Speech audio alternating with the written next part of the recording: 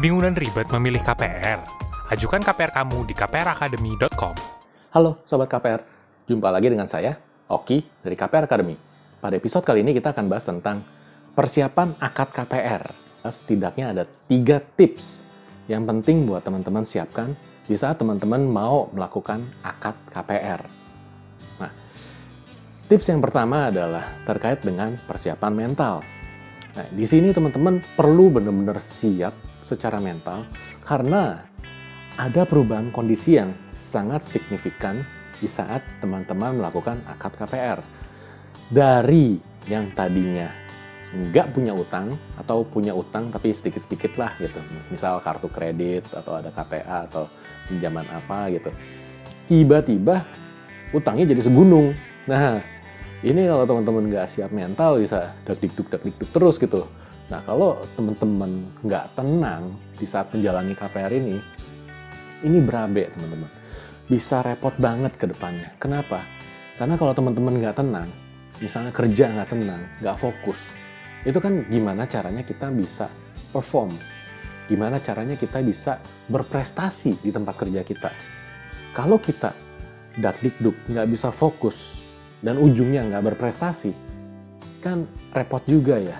Karena kalau dari waktu ke waktu kita nggak mengalami peningkatan prestasi atau peningkatan posisi, seperti misalnya untuk promosi itu jadi tadinya dari staff jadi supervisor, dari supervisor jadi deputy manager, jadi manager dan seterusnya. Ini kalau nggak ada peningkatan yang signifikan, KPR yang kita ambil pun itu lama-lama bisa ngegulung kita. Kenapa? Karena pada saat kita ketemu sama bunga floating, itu naik angsurannya juga bisa nggak kira-kira. Naik angsurannya mungkin nggak cuma naik 10% dari yang selama bunga fix ini berjalan, tapi bisa jauh di atas itu, bisa 30%, bahkan bisa sampai 50%. Nah, jadi di sini teman-teman mesti sudah benar-benar siap mental ya, pada saat teman-teman mau jalani akad KPR. Karena kalau mental teman-teman masih takut-takut terus nih mikirin sedikit-sedikit, mikirin utang, dikit-dikit mikirin utang gitu, mendingan jangan deh gitu karena kalau ini sampai mengganggu keseharian teman-teman, akan berabe banget. Repot kalau sampai teman-teman nggak bisa istilahnya berprestasi di tempat kerja. Itu ujung-ujungnya malah akan jadi sulit segala-segalanya. Nah, tips yang berikutnya yang teman-teman perlu siapkan pada saat teman-teman mau akad KPR adalah kondisi fisik teman-teman. Kok kondisi fisik aja mesti disiapin? Ya, tentu jelas perlu disiapkan. Saya suka sekali pertanyaan cerdas ini.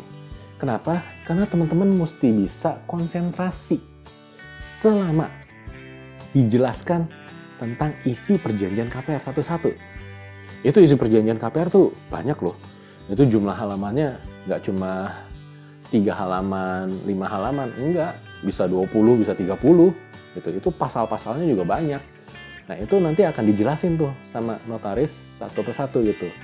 Nah, biasanya sih notaris berusaha meringkas ya, supaya sederhana dan mudah dipahami.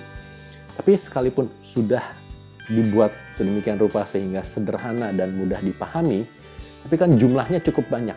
Nah, itulah sebabnya teman-teman tetap perlu jaga konsentrasi pada saat dijelasin mengenai isi perjanjian KPR. Jadi, jaga kondisi fisik, tidurnya cukup gitu. Jadi malam sebelum akad tuh mesti tidur yang cukup, dan sebelum berangkat ke tempat akad juga makan yang cukup. Jangan sampai nanti lagi dijelasin pikirannya, aduh lapar nih mau makan apa ya.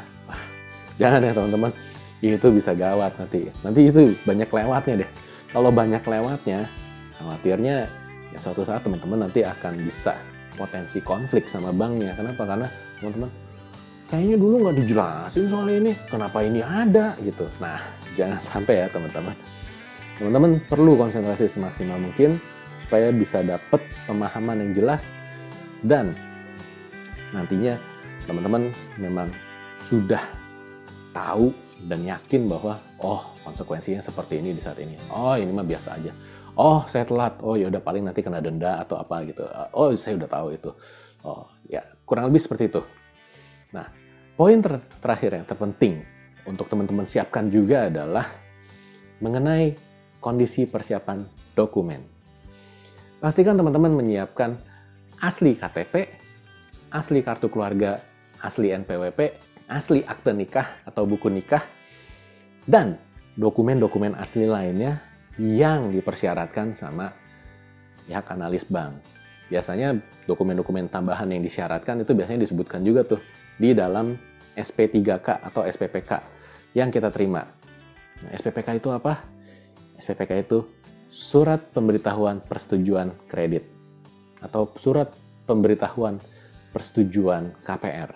Jadi, begitu teman-teman dapatin surat tersebut, nah teman-teman lihat ada syarat dokumen apa nggak? Langsung buru-buru teman-teman siapin juga. Jadi nanti begitu dijadwalkan akad, teman-teman udah siap, tinggal ngebandel dokumen-dokumen tersebut ke dalam satu tempat, satu tas. Terus pas akad, yaudah tinggal berangkat, angkut tas tersebut. Oke, sampai di sini dulu penjelasan tentang persiapan akad KPR. Semoga teman-teman bisa dapetin insight yang berarti dan berharga dari informasi yang di-sharingkan kali ini. Dan kalau teman-teman suka, jangan lupa klik like dan subscribe ya. Dan share juga ke teman-teman lain yang mana tahu kan mereka mau ngambil KPR juga. Dengan teman-teman sebarin informasi ini, tentunya teman-teman kalian juga akan berterima kasih karena dapetin informasi yang penting terkait KPR. Oke, sampai di sini dulu. Sampai jumpa di episode berikutnya. Bye!